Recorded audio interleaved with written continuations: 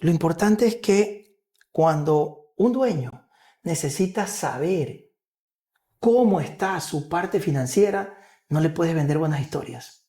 No, tienes que decirle cuánto. Del 1 al 10, ¿cuánto? Del 1 al 100, ¿cuánto? Por eso es que cuando vas donde un diagnóstico a un laboratorio, uno quiere ver creatinina, colesterol, tal cual.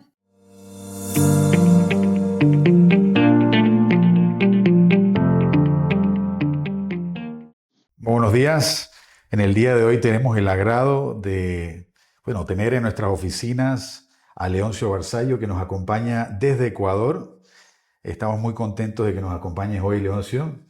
Ha sido una excelente experiencia trabajar con Leoncio durante todo este tiempo y lo hemos invitado porque consideramos importante traer un tema crucial para las empresas. Antes que todo, quisiera presentar a Leoncio, un excelente profesional, destacado profesional en Ecuador, profesor del IDE Business School en Ecuador, que tiene presencia en muchos países del mundo.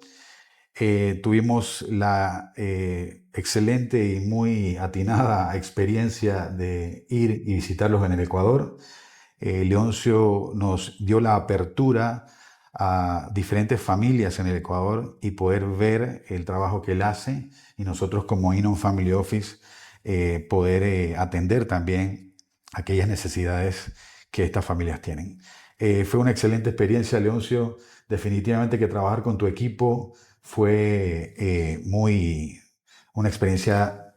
Se nota que tu equipo está muy preparado, muy profesional. En todo momento han sido de forma atinada todo lo que nos ofrecen y nos cooperan con las familias que igual tenemos aquí.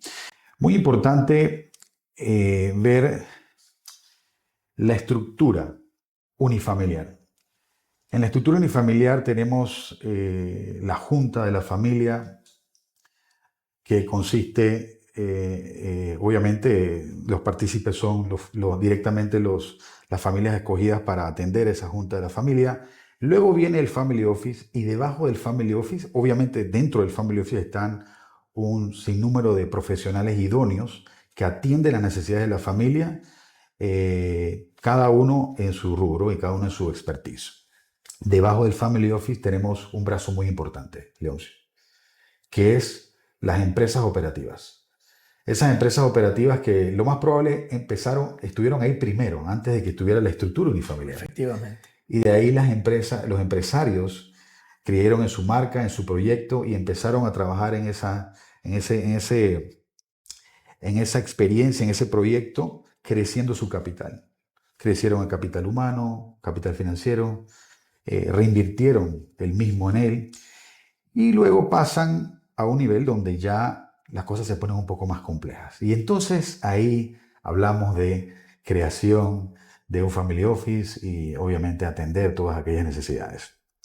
En el día de hoy hemos invitado a Leoncio para que nos guíe y nos lleve sobre toda la trayectoria, su trayectoria, ayudando a empresas en el Ecuador y en Panamá.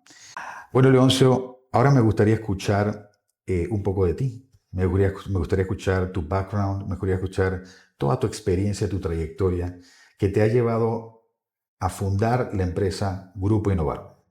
Y también me gustaría escuchar lo que Grupo Innovaron hace en Ecuador y en Panamá, y ahora tengo entendido que te estás extendiendo a otros lugares. Muchas gracias, Johan, por la cordial invitación a este podcast. La verdad que estar en Panamá realmente me encanta.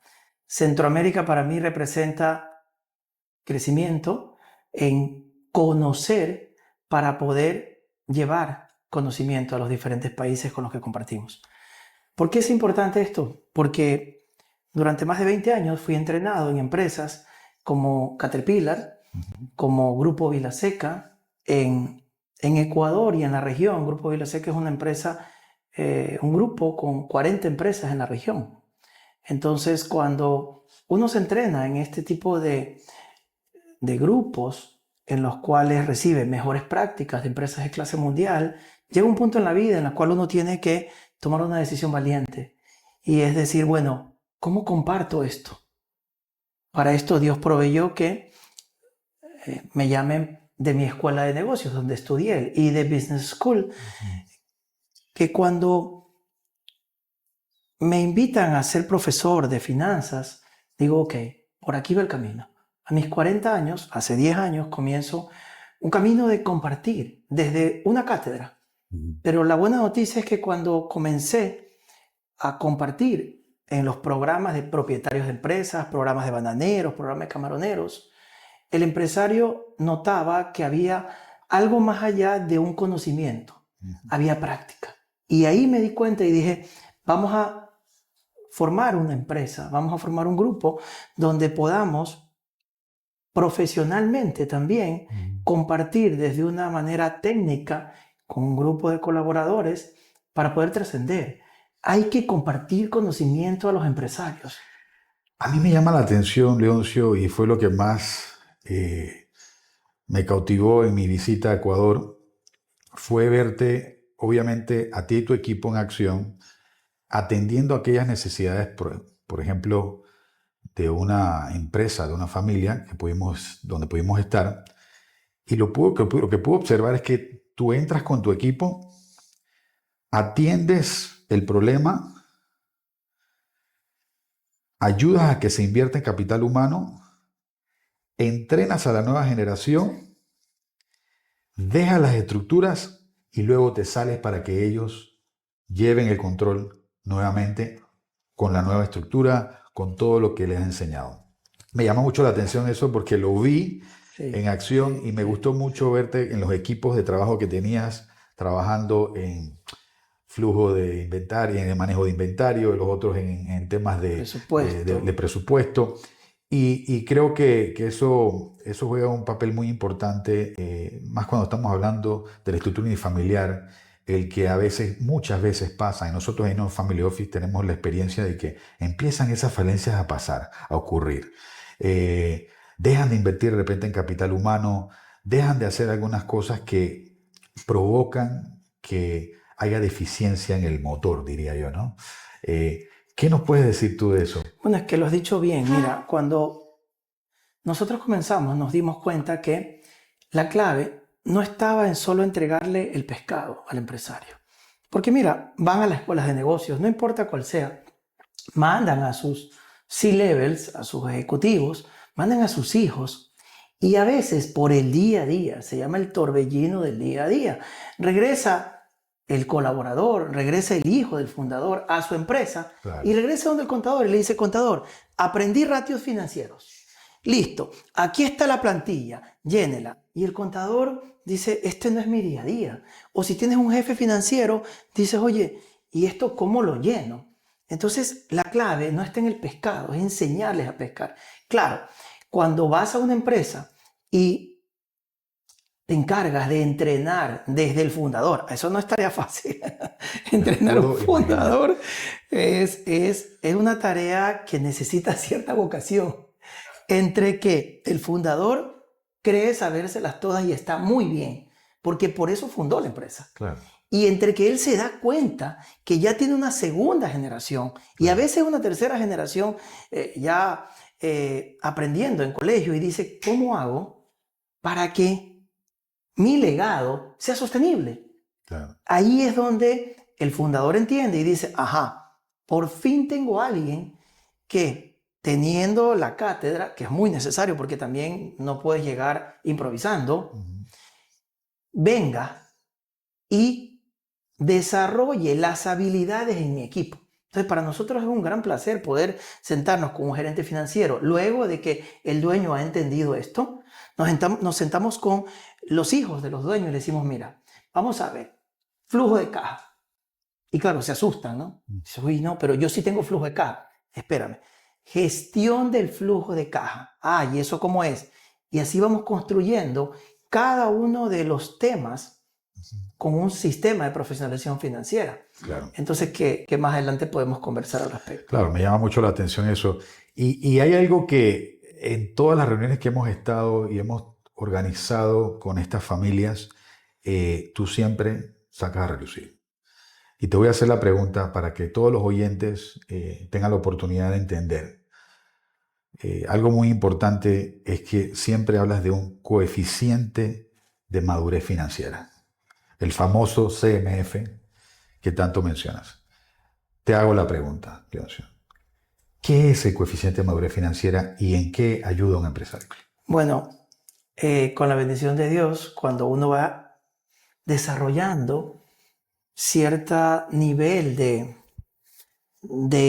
afinidad con los fundadores, que es a lo que nos dedicamos estos últimos 10 años, más 20 años que trabajé en estas empresas familiares grandes, lo importante es que cuando un dueño necesita saber cómo está su parte financiera, no le puedes vender buenas historias.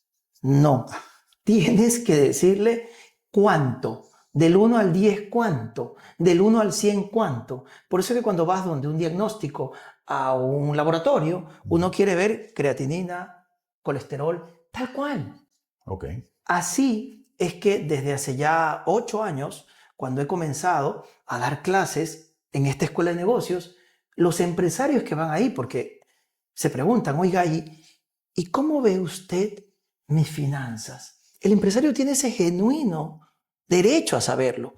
El detalle es que a veces las finanzas suelen ser como muy etéreas o a veces el fundador es como más comercial, más emprendedor. Johan, ahí la importancia de tener una medición con 10 ejes claramente definidos en las que en cada eje se mide del 1 al 10. Súper práctico.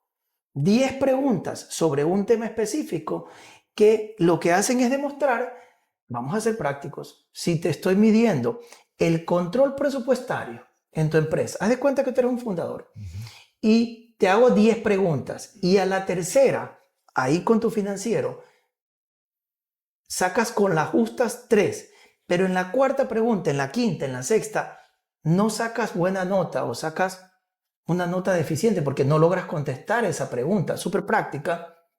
Si sacas un 4 sobre 10, para ti como fundador, dueño de tu empresa, que lo que quieres es saber cuánto bien o cuánto mal mi gerencia financiera, yo como dueño estoy gestionando mi empresa, un 4 sobre 10, ¿qué significaría para ti? No muy bien. Bueno, te cuento una buena noticia. Los fundadores cuando dicen efectivamente no muy bien, tienen detrás otro buen cuestionamiento. Es, bueno, si ya tengo el 4 sobre 10, ¿cómo hago para llegar al 8, llegar al 9? Eso es todo. Porque ya alguien te hizo el 4 sobre 10. Tal cual lo hizo. O sea que eso es un constante diagnóstico Bueno, de cómo está la empresa. claro, se hace el diagnóstico una vez. Buena pregunta, se hace el diagnóstico una vez. Por eso decía como las normas ISO. Cuando haces las normas ISO, haces una serie de checklists de puntos claves, Okay. ¿no es cierto? Y tú te certificas. Misma receta acá. Avanzamos y decimos en esta pregunta de control presupuestario, para seguir el hilo, 4 sobre 10. Bueno, durante un programa que es el sistema de profesionalización financiera, te vamos mes a mes midiendo en cada eje. En este eje, mira, este mes vamos a trabajar en estos 2 puntos más. ¿Qué significa? Que tienes que tener estos puntos bien definidos. Entonces, en ese plan de trabajo, durante un periodo, se va trabajando mes a mes cada uno de los ejes del coeficiente de madurez financiera. En resumen, el coeficiente te mide la situación inicial, lo que se llama as is, tal como estás. Se diseña el to be, porque si sacas un 20 sobre 100, un 25 sobre 100, el empresario lo que quiere es decir, oye, ¿cuándo y cómo voy a estar en un 85? Ese plan de trabajo se llama sistema de profesionalización financiera. Entonces, diagnóstico más mapa de ruta. Okay. Por eso es que es bien contundente y al empresario le gusta, porque no hay buenas historias. Lo que hay es medición de la línea base más un plan de trabajo bien definido. Que te lleva a un buen resultado. Que te lleva mes a mes a que tú vayas viendo que tu coeficiente va mejorando y finalmente te va a llevar a un resultado con oportunidades cuantificables. Muy interesante. ¿Qué retos son los más comunes, retos financieros que más comunes tú ves en Aunque estas tú no lo empresas creas. y cómo las solucionas. Es interesante lo que preguntas, porque cuando yo comencé en Ecuador, estaba deleitado con mis empresarios. En Ecuador tenemos programa bananeros, programa camaroneros, programa de propietario de empresas, programa de alta dirección. Todo eso tenemos en la Escuela de Negocios. Entonces, cuando el empresario viene, yo pensaba que ciertos empresarios industriales ya tenían resueltos estos temas. Pero no, ¿sabes? Parece que es muy común que el fundador, en su empeño de crecer, a veces se preocupa de la parte comercial, pero no de la parte financiera. ¿Sabes cuándo se preocupa de la parte financiera? Cuando lamentablemente le vienen los achaques. Una escoliosis es producto de que tu columna se deformó porque en algún momento no estuviste bien centrado. Y listo. Entonces, en ese sentido, cuando comenzamos a curar la escoliosis, cada una de las vértebras, si quieres verlo así, cuando va sanando, el cliente se va dando cuenta. ¿Por qué? Vamos a poner un eje importante que se llama optimización de capital de trabajo. Okay. Suena medio, vamos, técnico, pero no es más allá que si tú eres una fábrica en la cual sabes que tienes el inventario bastante grueso, pero dices, estoy bien, tengo llena la bodega. Pero tú dices, esa no es una medición. Tener llena la bodega no es una medición idónea. Claro. ¿Cuál es la medición idónea? El día promedio de inventario. Claro. Así de simple. La rotación. Entonces, cuando le enseñas justamente estos indicadores y le pones en un dashboard directivo, en un tablero, y le pones el día promedio de cobro, que él sabe que está atorado y que por política sabe que es 30 días, pero está en 75, él tiene un problema. Lo mismo con el día promedio de inventario. Entonces, mediante metodologías de mejoramiento de procesos, cuando ya diagnosticaste que está atorado, tienes que entrar con un diagrama causa-efecto, que es el diagrama Ishikawa, tienes que entrar con algunas metodologías de análisis para mejorar. Entonces decirle, espera, ya me mareaste. Eres financiero, pero estás hablando de metodologías de mejoramiento de procesos. La respuesta es sí, porque el coeficiente te mide el diagnóstico, pero el gran reto es el sistema de profesionalización financiera, para lo cual tienes que arreglar. Lo que no te había contado es que fui entrenado en los años que trabajé en Caterpillar, fui entrenado en mejoramiento de procesos, con certificaciones y todo. ¿Te imaginas un financiero entrenado en mejoramiento de procesos? Ya no solo diagnostica, sino también cura la escoliosis. Claro. Eso es lo que hacemos. Muy importante. Y yo me estoy imaginando que empresas en países como los nuestros y, bueno, los que más tú visitas, que es Ecuador y Panamá, deben existir muchos retos. Muy por el tipo de forma de trabajo, quizás también muchas otras condiciones en nuestros países que generan aún más esos retos, ¿no? Bien. ¿Qué consideras tú que son esos retos y cómo podemos atenderlos y de qué manera? Es una pregunta práctica muy buena porque, vamos, comencemos en Ecuador, que no es lo mismo un bananero que un camaronero o un industrial. Porque el industrial de alguna u otra manera es un poco más formado que el bananero, que es mucho más de campo. Hasta ahí vamos bien. La buena noticia es que siempre tras un fundador hay una segunda generación. Y técnicamente hablando, y esto es importante que lo sepan, cuando uno estudia empresas familiares, existen 3 generaciones.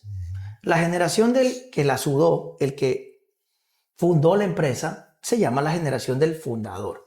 La segunda generación es la generación de los estudiosos, que como el padre se esforzó, fue valiente, sacó adelante su empresa, ahora manda a su hijo a estudiar afuera, al estudioso.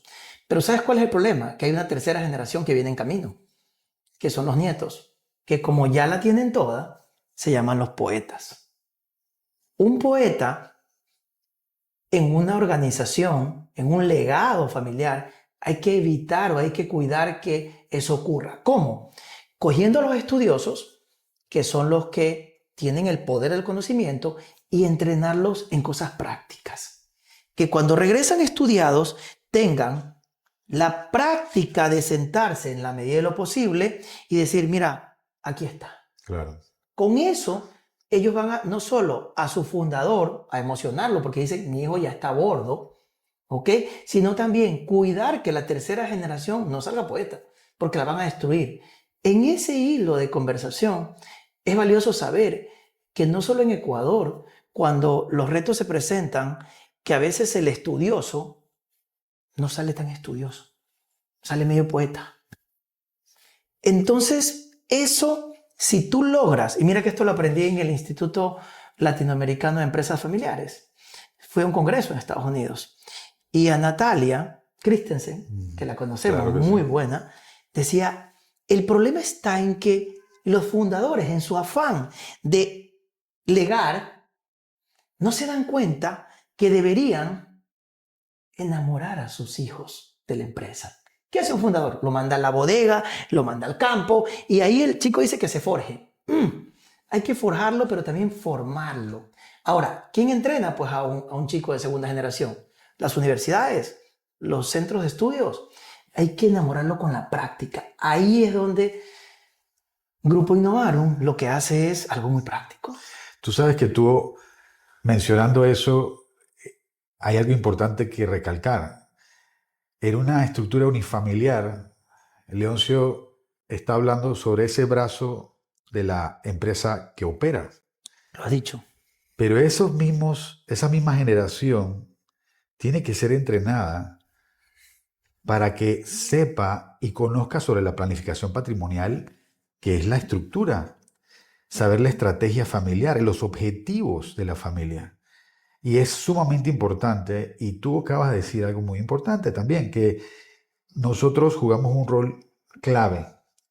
En Inno Family Office nosotros también nos preocupamos por la educación de la nueva generación, pero en la parte obviamente Patrimonial. patrimonial. Pero antes de eso ya tenía que estar enamorado Sí, de la empresa así debería ser. o de toda la estructura que ha fomentado o ha formado la familia. ¿Y qué crees? Ahí es donde hay falencias. Claro. En toda Latinoamérica. Tú me preguntabas, Leoncio, y en Ecuador y en Panamá, listo, tenemos operaciones en Perú y pasa igual. Hemos venido a Panamá, estoy reunido ya con dos de los principales bancos acá y el vicepresidente de riesgos de un banco importante me dice, Leoncio, ¿a que no sabes que en Panamá también pasa lo mismo que me comentas? Le digo, ¿en serio? No te puedo creer, esto es más desarrollado. Sí, Sí, eso pero ¿cómo es que es muy común. ¿cómo es que el fundador, y no estamos hablando de comprarle un entrenamiento en una Ivy League, no, no, no, no, no, va más allá. ¿Cómo encuentra un mentor? ¿Cómo encuentra un tutor? Alguien que venga prácticamente a resolver temas de la escoliosis, de la columna vertebral. ¿Te acuerdas que te dije? A veces el día promedio de cobro es una fórmula y tú te quedas con la fórmula, entró por aquí, salió por acá. No, pues, tienes que ir donde tu contador, ver si la cuenta contable. Oye, te voy a contar un dato real, que esto me pasa frecuentemente. La cuenta por cobrar tiene 8.500.000 dólares. Cuando comienzas a ver, no está depurado. Ni hablar del inventario. Es impresionante. Y esto pasa por algo muy práctico. Mira, cuando un empresario revisa una cuenta, lo debe hacer con su gerente financiero y su contador. Porque el contador es el que tiene la analítica contable. Pero si nunca revisa un balance general, como Dios manda en un directorio o en un comité ejecutivo, él ve una cuenta de inventario y dice 12.500.000. Pero al no entrar a profundidad, se pierde esta valiosa, revisión. Entonces ahí es donde Innovarum entra, revisa y dice, mira, señor fundador, mira segunda generación, aquí hay oportunidades, vamos a entrar a trabajar en esto. Entonces eso es lo que hacemos.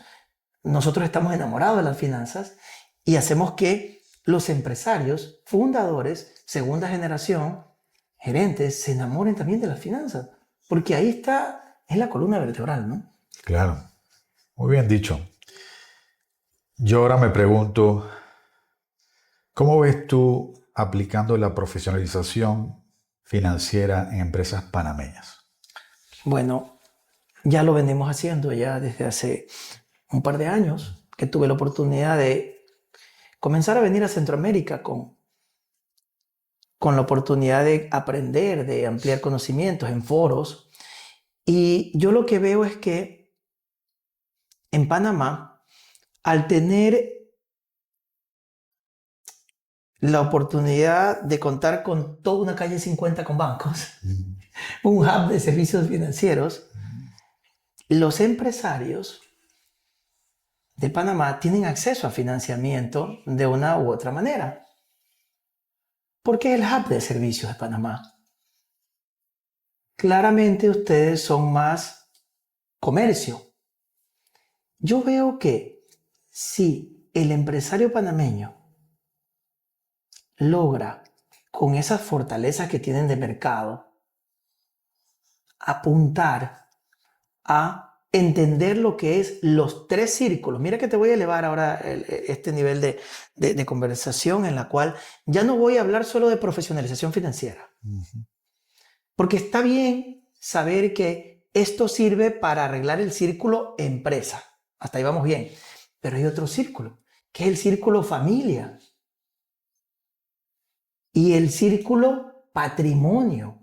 Para construir un legado, no solo basta arreglar la escoliosis, que es la columna vertebral financiera de la empresa. Con eso, vamos, vas a tener claridad en las finanzas de tu empresa, pero no te sirve de mucho. A mí me pasó los primeros años. Cuando yo arreglaba las finanzas de las empresas y no blindaba el buen gobierno corporativo, la familia, ¿sabes lo que Claro, pasaba, no? Te voy a contar una anécdota. claro. Yo arreglé las finanzas de una empresa, muy bien, todo. A los 4 años me llama. Leoncio, mire, ¿qué pasó? Es que necesitamos conversar con usted. ¿Qué ha pasado? Es que usted sabe, mire, como estábamos quebrados, usted nos arregló todo, los inventarios, el capital de trabajo, tenemos flujo de caja, tenemos control presupuestario, pero ahora los chicos, La nueva generación. sí, que ya estaban ahí, Ujú. gente de 30 años, 35, Ujú. inclusive ya se casó el último y ahora son 6 bocas, porque eran 3 más 3.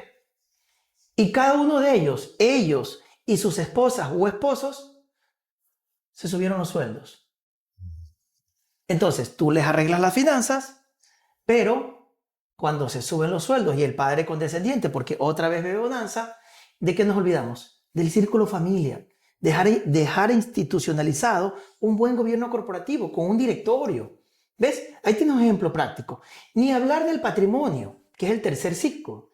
Cuando estás en el tercer círculo, que es el patrimonio, es clave, y con eso cierro tu pregunta, que el empresario panameño, el empresario centroamericano, el empresario suramericano sepa que existe todo un mundo llamado Family Office, todo un mundo llamado gestión patrimonial. Ujú.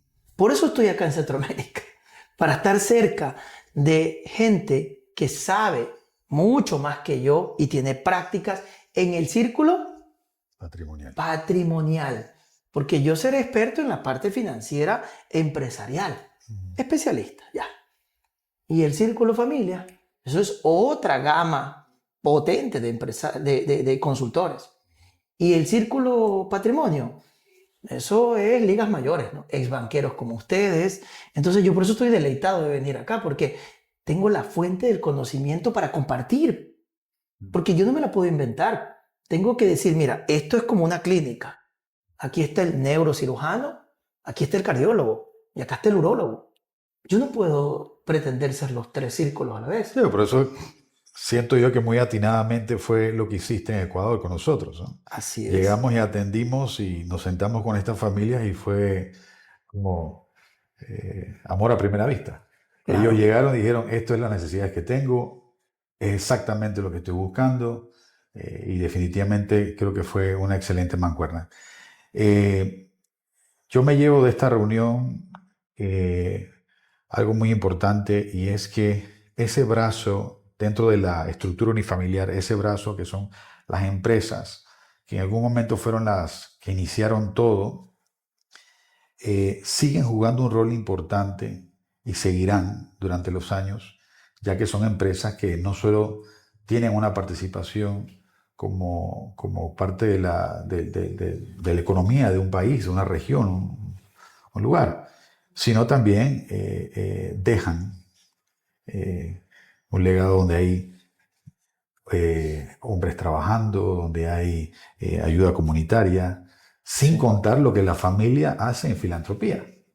Buen punto. Pero es importante tener esas empresas sanas. Y todo depende de cada familia. Hay familias que están empezando su oficina unifamiliar. Hay familias que ya tienen mucho más años y ya han crecido en estructuras. Pero yo creo que en Latinoamérica falta mucha educación. No estoy diciendo que no la haya, pero mucho más brindar esta educación a más familias, que a veces siento que piensan que ellos no pueden estar dentro de ser servidos de esta manera, y realmente sí lo son.